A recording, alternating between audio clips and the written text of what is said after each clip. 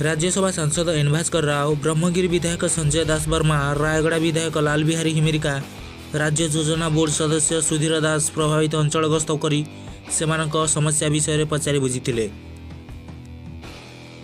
पर स्थानीय ब्लॉक ठारे समीक्षा बैठक बसीथिला। तितली प्रभाव में गुणपुर, रमनागुड़ा और रायगड़ा व्यापक क्षयक्षति होइछि बोली श्री दास वर्मा कहिसंती। प्रशासन पक्षरु तितली पर एसआरसी को वन्या क्षयक्षति आकलन रिपोर्ट पठा जाइछि।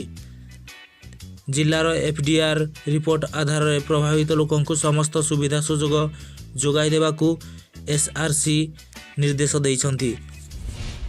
गुणपुर निर्वाचन मंडलीर सदर ब्लॉक गुणपुर ठारे अनुष्ठित होइथिबा एही समीक्षा बैठक रे स्थानीय विधायक श्री त्रिनाथ गमांगक अनुपस्थिति साधारण रे अनेक प्रश्नवाची सृष्टि करिछि।